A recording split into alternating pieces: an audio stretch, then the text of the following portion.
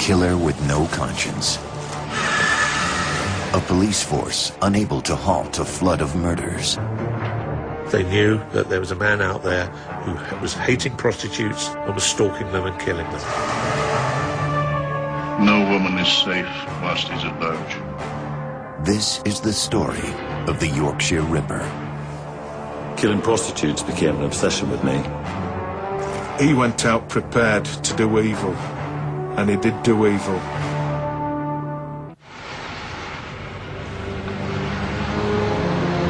January 2nd, 1981. Just after 10 p.m., a cold night in Sheffield, England. Sergeant Bob Ring and his partner spot a car parked in a driveway near the city's red light district. They are on the lookout for a man who has terrorized northern England for 5 years. A man known as the Yorkshire Ripper. Like his namesake Jack the Ripper, who slaughtered 5 women in 1888, the Yorkshire killer has preyed on prostitutes. He would approach them from behind, carrying a hammer, usually a ball peen hammer. He would strike them about the head several times and usually began stabbing his victims and slashing at them with a knife or a sharpened screwdriver. Sheffield police pull behind the parked car and notice a man and woman in the front seat. He parked his car in such a way that the local police officer noticed this and was suspicious about it. They approach cautiously and quickly recognize the woman as a local prostitute. The driver has dark hair and a full beard. He claims the woman is his girlfriend, but the police don't believe him. The young officer checked the registration plate with the police national computer and discovered that the car and the plate were different. The man is identified as Peter Sutcliffe and is taken in for questioning. Over the next 2 days, he is subjected to intense interrogation and confronted with incriminating evidence.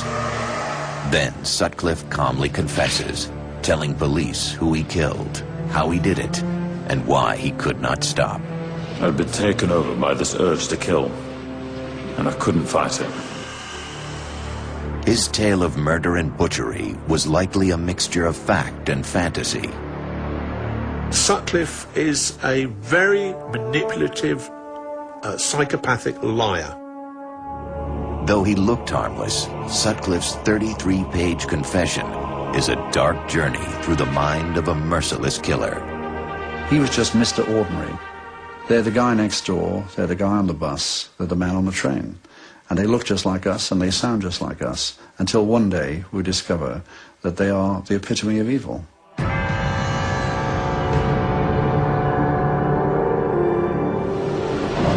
Until the summer of 1975, Peter Sutcliffe had led an apparently unremarkable working-class life.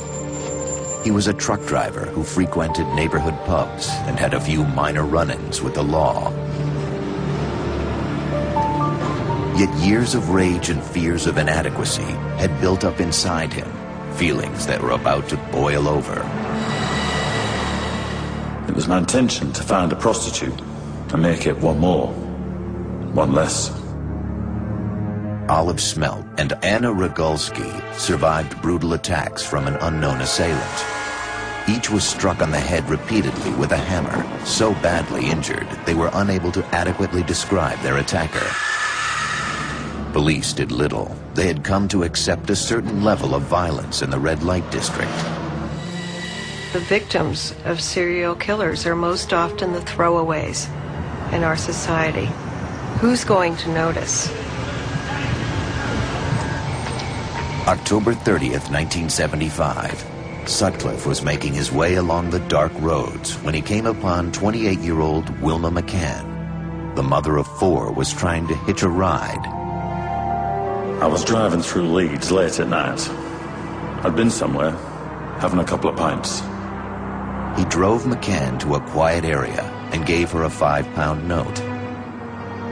In his confession, Sutcliffe claims that when he wasn't able to perform sexually, She mocked him. She shouted, "You're useless." Suddenly I felt myself seething with rage. Sutcliffe grabbed a hammer from his toolbox and followed her into a nearby field. I hit her once or twice on the head. She fell down, flat on her back. He wasn't done. Sutcliffe went back to his car, retrieved a 7-inch long knife from his toolbox, and stabbed McCann 15 times in the throat and stomach. That was the turning point. I realized I overreacted at the time. I was in a blind panic. I felt sick, and I still half expected a knock on my door by the police.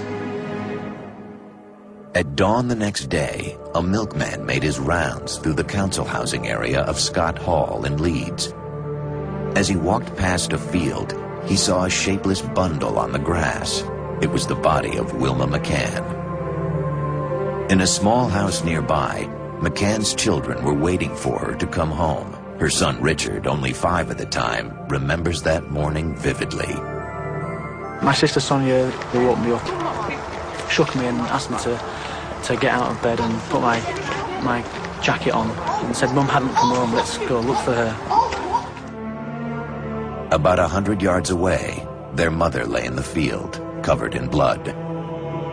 This is the spot where she was, and we had come within a few yards from where she was laid, and luckily it was a cold October morning and dark, so we were saved that, that terrible thing. We didn't actually discover her body, but that is where she was. Local authorities soon arrived to begin processing the scene. That instilled this fear in me of thinking the person that killed Mum was out there waiting to kill me. At this point, police had no leads. No one had seen McCann with Sutcliffe. The knock on the door that Peter Sutcliffe expected never came. He was soon drawn to kill again. After that first time, I developed and built up a hatred, and I felt an inner compulsion to kill a prostitute. It becomes almost part of an adventure for him, a style of life that goes way beyond any notion of simple motive. That's what people are struggling to try to understand. How does the brain, with genetics and with environment, come together to make someone like Peter Sutcliffe? In the fall of 1975, Peter Sutcliffe bludgeoned and stabbed 28-year-old Wilma McCann to death. It was his first murder, and he got away with it. I think in Peter Sutcliffe's case, it was finding a vulnerable victim, attacking that victim, finding he could get away with that, and realizing that he got some gratification out of the assault. Investigators assumed the killer must be a disturbed man from the tougher areas that dotted northern England. A married middle-class truck driver was not who they were looking for. He was not crazy. He wasn't running down the street, disheveled, yelling obscenities. He was just plain old Peter Sutcliffe. Peter Sutcliffe had spent most of his life this way, passed over, unnoticed. He was born on June 2nd, 1946, the oldest of John and Kathleen Sutcliffe's 6 children. He was born into a blue-collar household in a place called Bingley in North Yorkshire. Born to, I would have said, a fairly prosperous family in the sense that they all had jobs. They were Catholics. They went to church regularly. It was a typical Yorkshire household. Peter's father, John, ruled the family with a firm hand. He had little time for his son, who was small and timid.